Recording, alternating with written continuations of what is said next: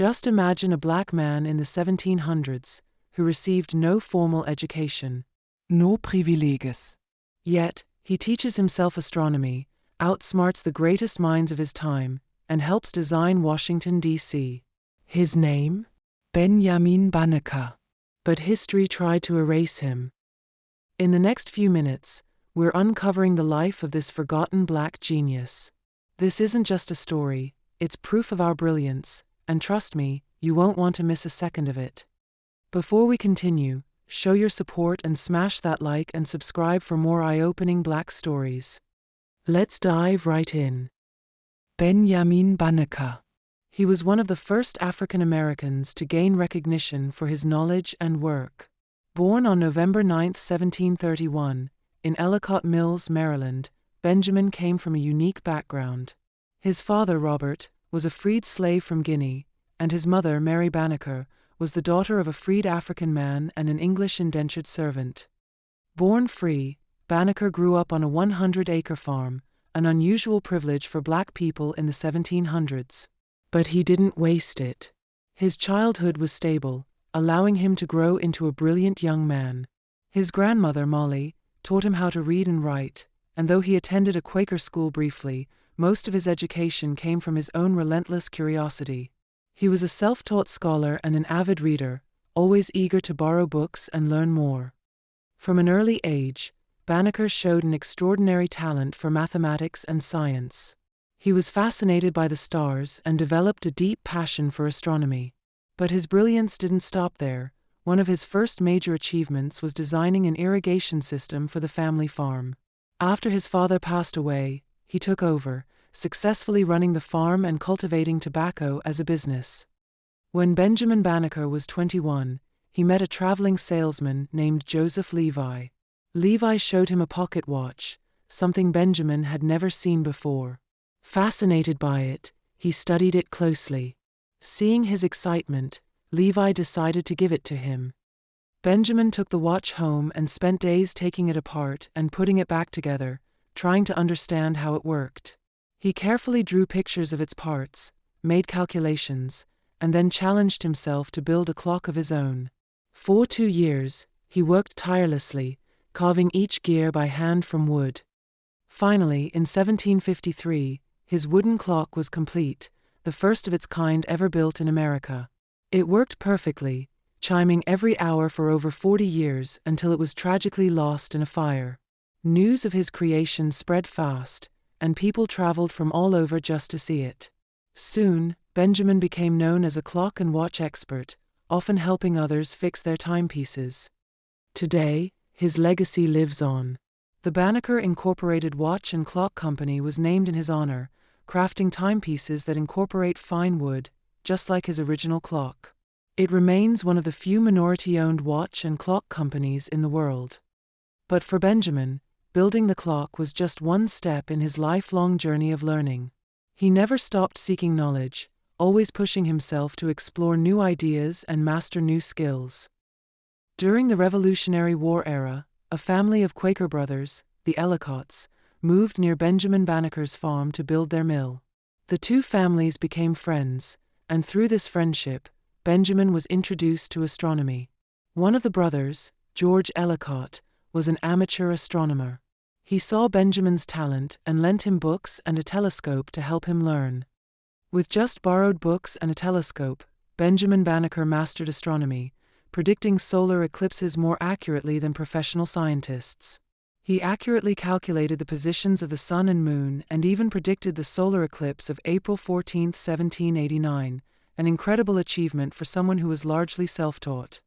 In 1792, he began publishing an almanac that became widely used by farmers in the mid-Atlantic states. It wasn't just a weather guide, it also included recipes, medical tips, poetry, and powerful essays against slavery. This almanac was the first scientific book ever written by a Black American and was published every year for over a decade. But Banneker's most famous achievement was yet to come. He became part of a 6-man team that helped design the blueprint for Washington, D.C., a role that would cement his legacy in American history. Despite his deep love for science, Benjamin Banneker never turned a blind eye to the struggles of Black people. In August 1791, he sent a draft of his soon-to-be published almanac to Thomas Jefferson, who was then the Secretary of State. But along with it, he included something even more powerful, a 12-page letter challenging Jefferson's views on race. Banneker directly called out the hypocrisy of a man who had written, "All men are created equal," while still owning slaves. He wrote, "How pitiable it is that you, who understand the kindness of the Creator and the equal rights He has given all men, still hold so many of my brothers in cruel captivity. How can you condemn this injustice in others while being guilty of it yourself?" Jefferson replied 11 days later. His response was polite and full of praise for Banneker's work, but also condescending and racist. He promised to share the almanac with a French abolitionist, but his message was clear. He saw Banneker as an exception, proof that black people were only held back because of their conditions, not because of natural ability. Even after Banneker's death, Jefferson expressed doubts that a black man could have written such an almanac. And despite his occasional writings against slavery, Jefferson continued to own enslaved people until his death in 1826. By 1791, Benjamin Banneker was already a skilled mathematician and astronomer when his friend Andrew Ellicott asked for his help in surveying the land for the new U.S. Capitol. Banneker's main job was to use astronomical calculations to determine the starting point of the survey and set the boundary lines for the district.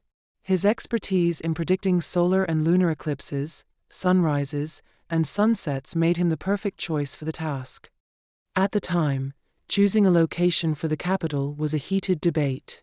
Cities like Boston, Philadelphia, and New York were considered, and the argument was so intense that some feared it could divide the young nation.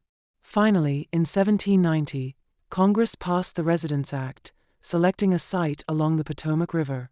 President George Washington granted French engineer Pierre L'Enfant the job of designing the city. L'Enfant's grand vision for Washington, D.C., was well received, but he constantly clashed with officials, exceeding his authority on design and budget matters. In 1792, Washington dismissed him from the project, but L'Enfant left with all of his designs, throwing the entire plan into chaos. According to some historical accounts, Banneker saved the project by recreating L'Enfant's detailed city plans entirely from memory in just 2 days. His remarkable recall and mathematical precision helped ensure that the Capitol was built according to the original vision. However, some historians debate whether this actually happened, with some believing that Andrew Ellicott's brother, also named Benjamin, was mistakenly credited instead of Banneker. Regardless of the controversy, one fact remains undisputed: Benjamin Banneker was an official member of the team that designed Washington, D.C.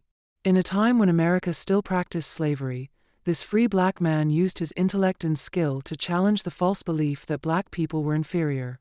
His contributions to science, engineering, and history continue to be remembered today.